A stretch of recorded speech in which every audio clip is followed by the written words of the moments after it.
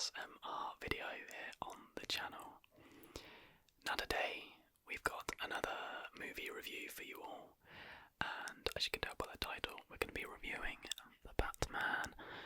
I recently got a new green screen, so it'll probably just be like black and red behind me, like the main sort of colour palette of the film, and yeah, we'll be using it in upcoming videos.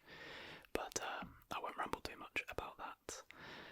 So, The Batman, I went and watched this. I'm filming this Tuesday night. I went and saw it Sunday night, so 2 days ago.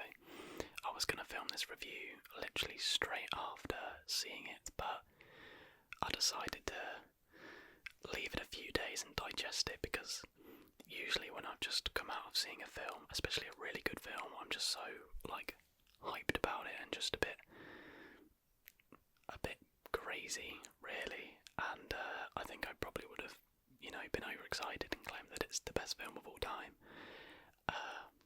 which it isn't, but it is absolutely incredible.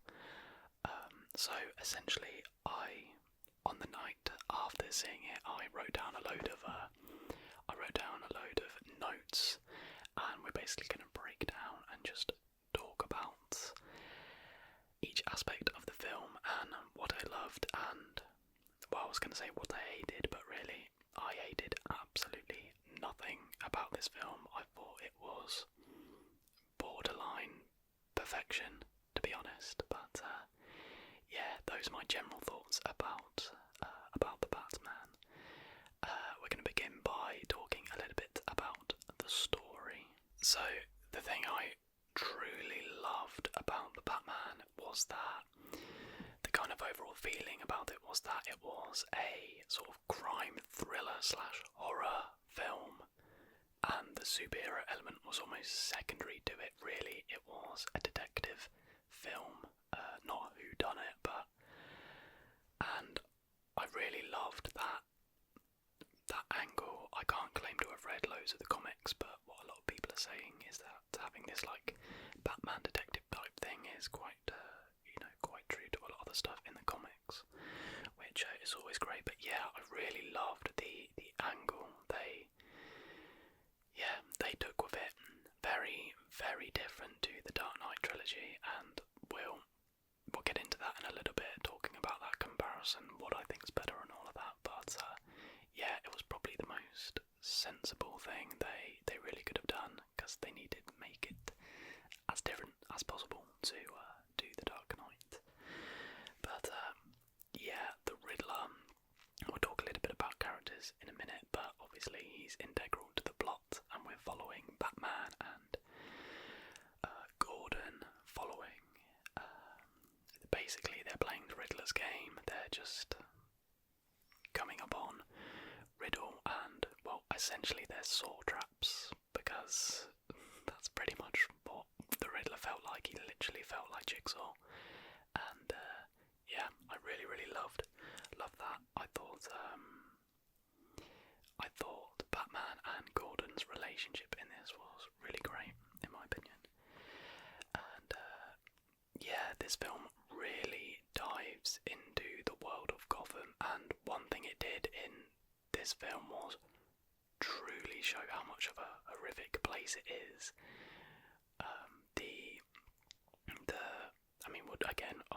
We'll talk about this in a bit more detail in a bit, but especially the colour grading and the scenery, it really felt dirty and dingy and dark and dangerous. That's a lot of D's, but that's one thing that this film did so well from the outset. You really felt immersed in this dark world kind of thing, because pretty much all of the film is set in said dark place with little breaks. So yeah, story-wise, I really can't fault it in any regard whatsoever. I think it was paced pretty well. There is one period sort of in between. I'd say there was a period between the second and third act maybe, which you could argue dragged a little bit. honestly, I don't want to fault it because I loved it so much, to be quite honest. And yeah, another thing that stood out from the plot and the story to me was that the action scenes and everything were really quite secondary to what was going on. As I say, the main thing that was going on was the detective work and following the Riddler's clues and his riddles and solving them. Really, there wasn't too many action scenes in it, which I thought was really like a really effective way to go, because when there are action scenes, they just have that greater level of impetus and like impact on you. And all of the action scenes were done absolutely phenomenally. I'm so glad that they went for the 15 rating, and because they were really able to encapsulate and portray the brutality of Batman's fighting. I mean, Robert Pattinson was, in my eyes, a fantastic Batman, and I guess that gives us a good segue into talking about characters. And I guess we'll begin with the main man himself, Batman. I had a feeling he was going to be amazing, but he just completely surpassed and exceeded all of my expectations, to be quite honest. He was such an intimidating, constant presence when he was on screen.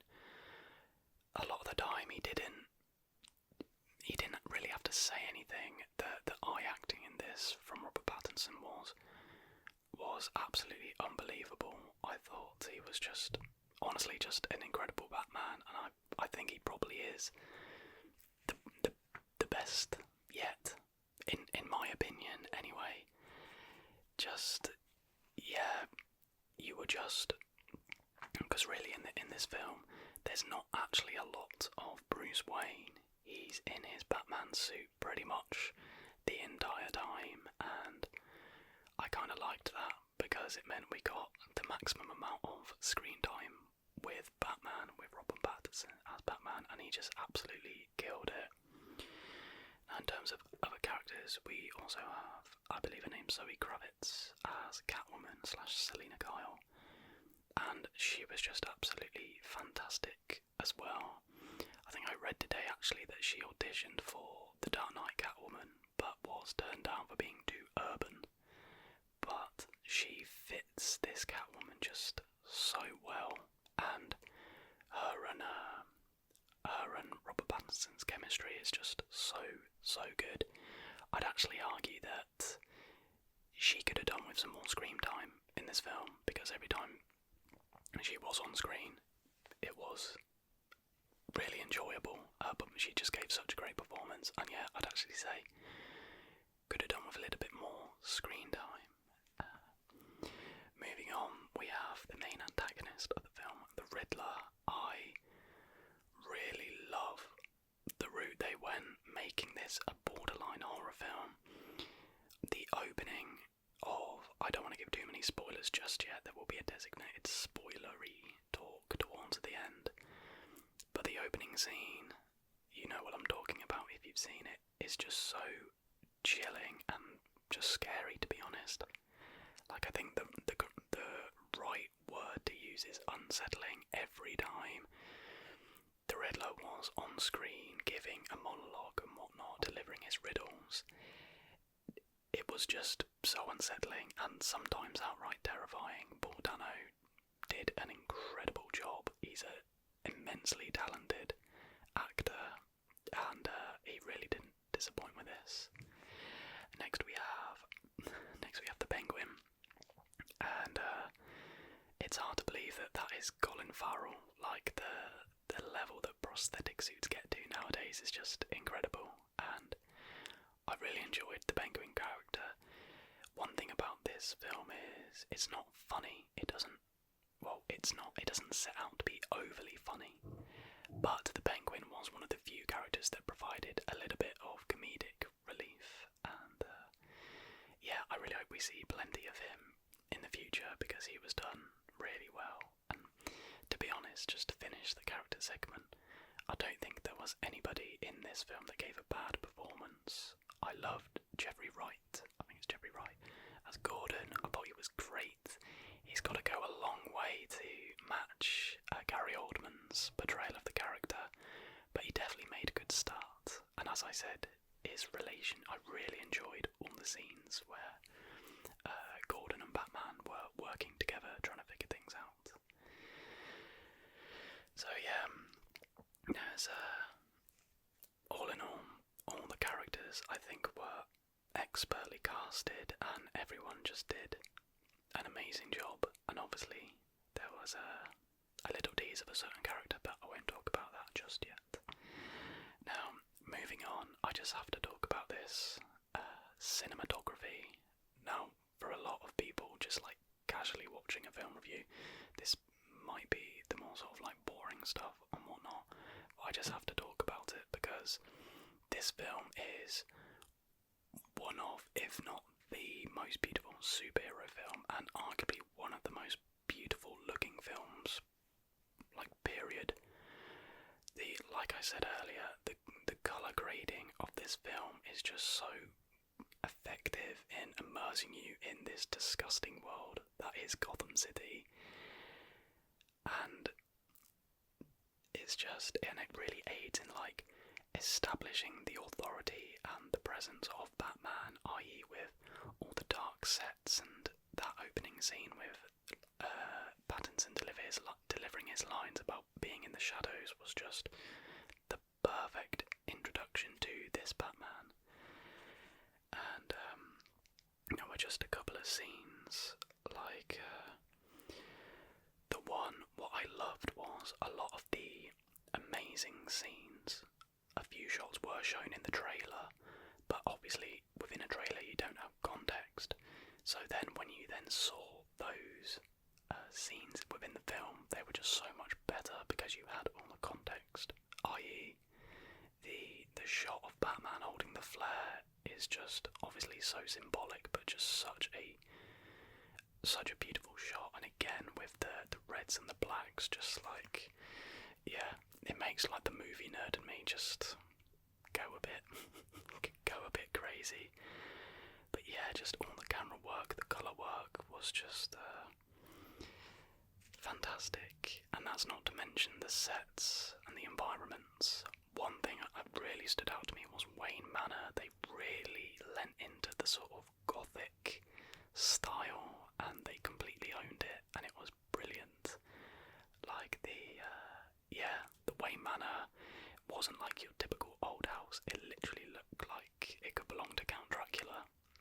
It was really great, and again added to the sort of overall sort of darker tones of the whole movie as a whole. So the next part of the film I want to talk about is the sound. I thought the sound mixing and sort of levelling in this film was some of the best I've heard in a long time. A scene where I noticed this in particular was the car chase scene. Just the way they'd sort of balanced the sound effects of the Batmobile, the various vehicles and stuff, up against that big booming soundtrack, I thought was incredible. And to be honest, the sound effects throughout this film were just amazing. As I think I mentioned earlier, you really feel the ferocity of Batman's like combat, like with the punches, the sounds that you hear.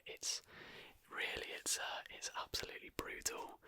And when the Batmobile was revealed, that engine coming alive, it literally, you could feel it like shaking the room, and it really was like made it a massive experience in the cinema. Now, moving on to the soundtrack and score, I for one absolutely love this new Batman score. I think it's absolutely fantastic. Can it rival The Dark Knight? I'm not quite sure yet, because I really do love those, those two or three notes from The Dark Knight. But this does a similar thing as well, not using too many notes, and it usually just slowly builds and builds and builds. And it's just it's really incredible. And again, it just like goes through you almost. And yeah, it was really used in like the best points of the movie. And also, thing to note to do with the score, every time the Riddler was sort of on screen, or like there was something with the Riddler happening, there would be those two like notes. I think it was on like a violin or something, and it was just such like an eerie noise. Like again, really unsettling, just like the Riddler's character.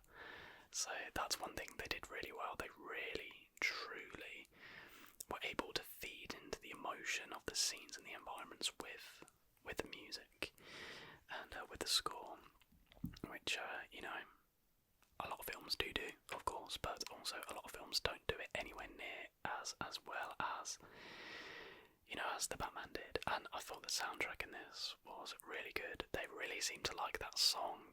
I don't know the name of it, but they played it twice, and it was in the trailer.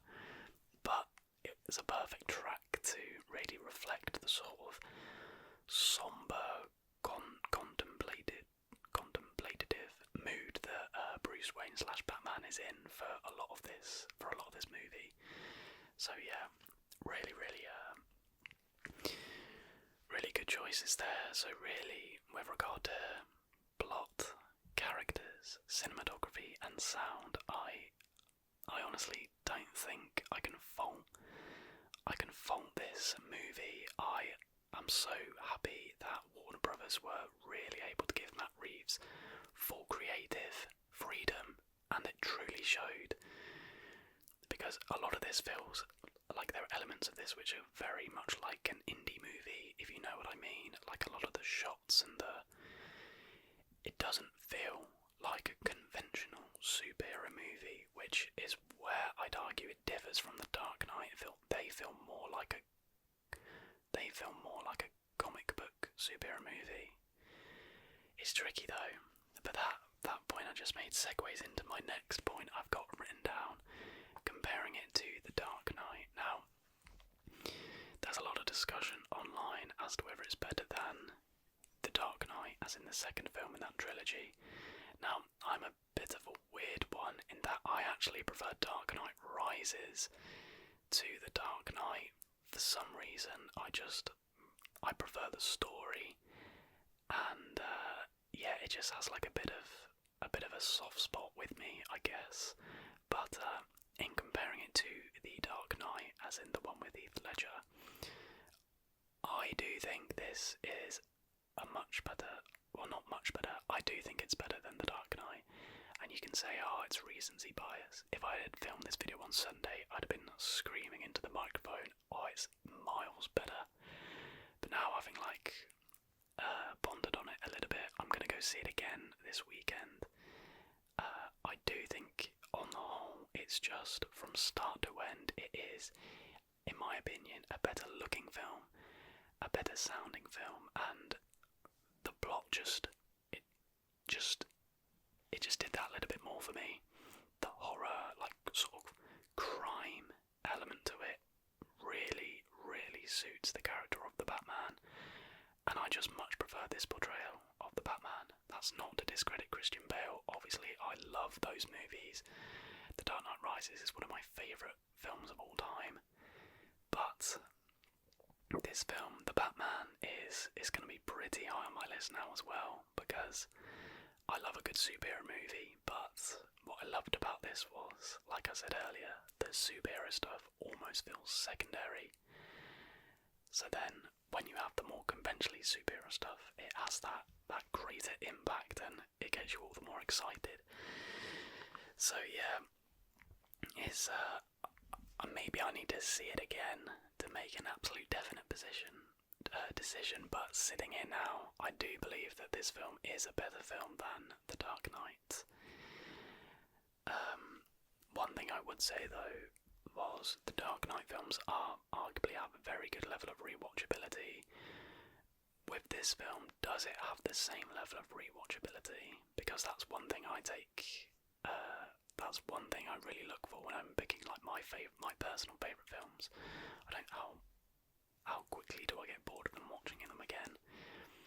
But I'm going to have to find that out by seeing how many times I watch The Batman. So yeah, think so, but please do let me know what you think down below in the comments. Now, this is going to be some more specific scenes, spoilery talk, so if you haven't seen the film yet, click away now. This is your warning. I'm basically just going to go through some of my favourite shots and scenes from the film, so if you don't want it ruined, click off now. So obviously, I already mentioned the opening scene with Pattinson's narration, his monologue he gives about criminals fearing the shadows. I mean, what an introduction to the Batman, and it just set the tone for the rest of the movie and for Pattinson's portrayal of the character. And that first fight as well was it was just brutal, wasn't it? And yeah, it was just, in my opinion, the perfect way to start off the film. One scene that really stood out to me was when Batman faced off with the Riddler in Arkham Asylum. The exchange between them two, I mean, it was just two amazing actors, really in their prime, especially Paul Dano, so creepy, so well at portraying that deluded psychopath who truly believes what he thinks and what he's saying. It just made for such a good scene. I did get a bit confused at that scene though, because to start with it sounded like he had worked out that Bruce Wayne was Batman, but then by the end of it you realise, oh no, yeah, he hasn't worked it out. But yeah, and obviously we got a little tease for the Joker in Arkham Asylum as well. For me, I feel like the Joker is a little overused, and me personally, I'd like to see some other characters from the comics getting some spotlights. As I said, I don't think I've read any Batman comics, but I am very aware of a lot of his enemies. I'd love to see a Mr. Freeze, but would that fit with the tone of this? I'm not so sure. Hush's story is really cool, and I think he would really fit these movies. And yeah, let me know what villains you'd like to see. I know he was done a little bit, but I feel like he was a little bit underused.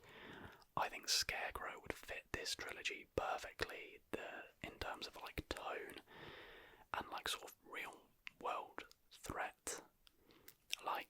In this universe, we're not going to see Darkseid, if you know what I mean. They have to be actual criminals kind of thing, with an element of realism, because that's what makes them so scary. But then again, I'd like to see Mr. Freeze, because it would just be pretty cool. And I mean, I'm not one to enjoy car chases and stuff. I can't stand the Fast and Furious movies, but this was just done phenomenally. And even though a fair bit of it was shown in the trailer, when it happens, you're still just oh, this is just incredible. Yeah, and as I said again, I think my favourite point was when the followers of the Riddler were launching the attack, and then the roof explodes, the Batman theme kicks in, and Robert Pattinson drops down. I think my jaw just dropped, because again, the sounds, it just blew me away. So yeah, overall, I want to give it a 10 out of 10, because I'm desperately trying to think of something I can grade it down on. I mentioned there was just a 15-minute period where the pacing was a little slow, but that's probably not enough to mark it down, is it? I'll give it a 9.9 out of 10.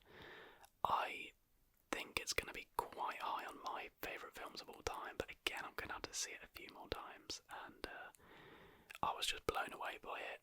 I had quite high expectations, but it exceeded every single one, and I'm really excited to see it again this weekend. But please do let me know your thoughts down below. What villains you'd like to see in the future 2 films? Is it better than The Dark Knight? That's the key question. But I think we should just enjoy both, because what I love is that with this, they're really trying to be different in terms of,